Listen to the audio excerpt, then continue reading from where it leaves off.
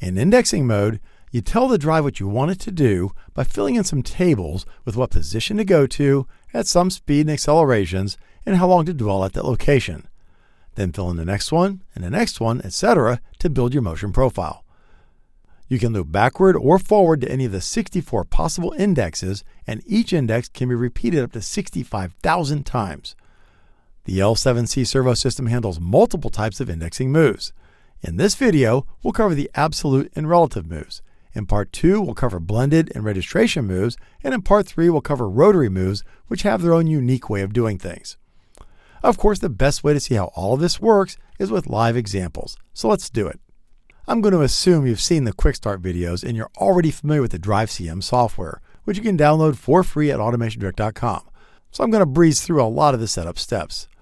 Check out those videos if you need a refresher. I'll go to Setup, Return to Factory Setting, so you know exactly where I'm starting from. Yes, we really want to do that. Give it a second for this dialog to go away, and it's done. Now you can either power cycle the drive or just hit this guy to reset the drive processor.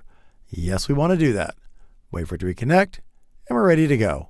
That ensures that the drive is in a known clean state before proceeding. Don't forget to do that. Setup Wizard. We want to be online with the drive, and yes, we want to read the drive's current configuration. Autoencoder. We want indexing mode. We're doing the linear mode in this video. We'll use the rotary mode in Part 3. You can specify which of the 64 indexes the drive should start at when you kick off indexing. We'll be controlling the starting index with digital inputs, so we need to turn this off. And the rotation's fine. Let's change the gearing so that 100,000 pulses gives us 1 rotation. The encoder on the motor I'm using has 2 to the 17th pulses per revolution, and we'll electronically gear that to 100,000 user units per revolution just to make the math easy in our demo. The linear slide we'll be using travels 5 millimeters for each rotation, so now 100,000 pulses will give us 5 millimeters of travel. And all this is fine.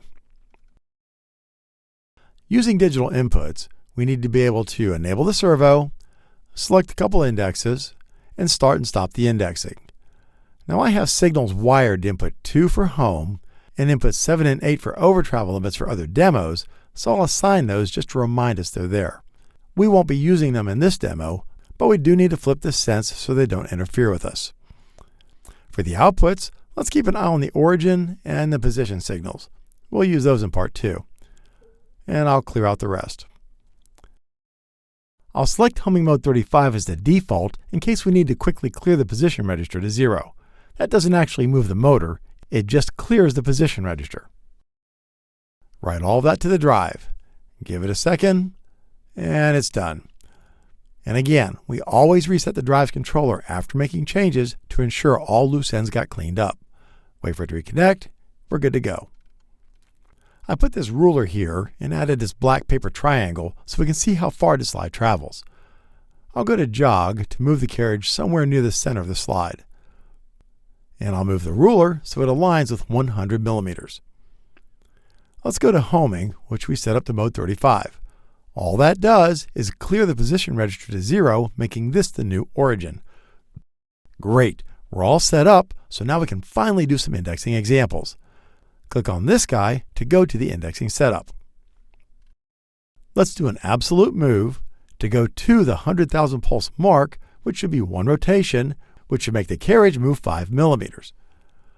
I'll put the velocity and accelerations at relatively slow values so we can see what's happening here in the video. We don't care about registration right now, and we'll only do this once. And let's dwell at that position for 500 milliseconds. Remember that you have to hit the Enter key to get rid of the red, which tells you it's been entered into the drive's volatile memory. Hit this button down here if you want it to be permanently written to the drive, so when you power cycle the drive, it's still there. We don't care about the next index because we're going to stop after this move. All of this gets written immediately to the drive, so we're good to go. We'll control the drive from the digital input panel. This allows us to override any digital inputs that may be wired to the drive and create new ones that aren't, like the start and stop signals we're using here. They aren't actually wired to the drive. Let's enable the servo's output, and if we watch this slide as I toggle the start signal, yep, it moved the expected 5 millimeters. Perfect. If I toggle the start again, nothing. Why? We told it to move 100,000 pulses, right? No. We told it to go to position 100,000. If we bring up the jog panel, we see that we're at 100,000. So now, when we toggle start, we're telling it to go to the 100,000 position again. But we're already at the 100,000 position, so it does nothing. That's an absolute move. It goes to the position you tell it to. If we switch that to a relative move, now it says move an additional 100,000 pulses relative to where you are.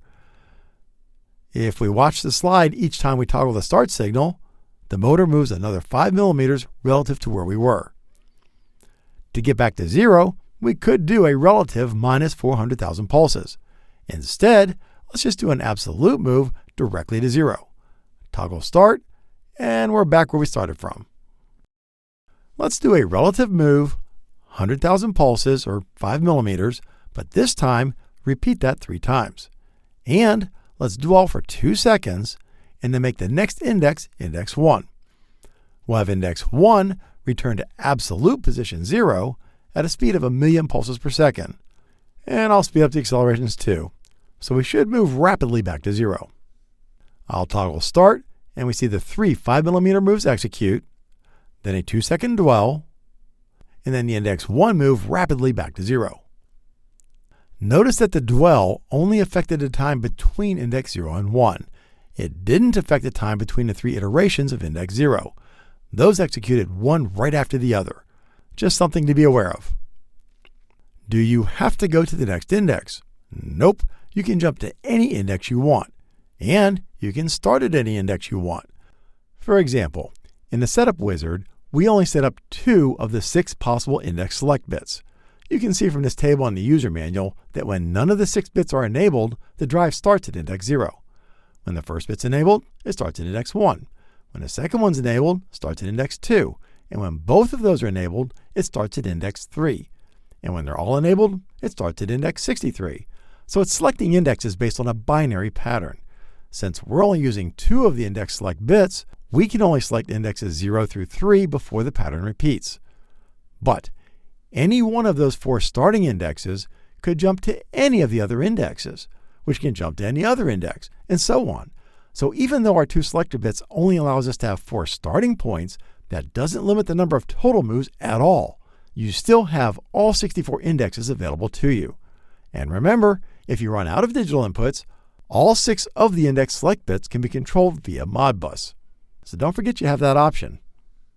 One side note, if you scroll through the indexes all the way up to index 64 and then back again, your screen will be blank. Why? Well, you just asked the drive to transfer a lot of information, and it takes a while to catch up. When I timed it, it took around 45 seconds. I don't have that kind of patience, so I just toggle the drive offline and then back on again to quickly refresh the display. It's important to know that the starting index we specified using the digital inputs is only read when the start signal toggles.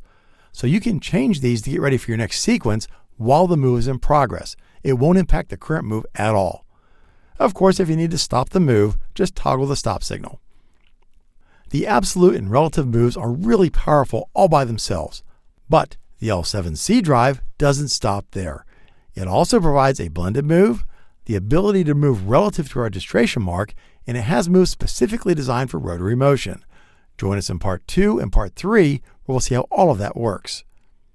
Meanwhile, click here to learn more about the L7C servo system. Click here to learn about Automation Direct's free award-winning support options, and click here to subscribe to this YouTube channel and hit that little bell icon so you'll be notified when we publish more videos like this one.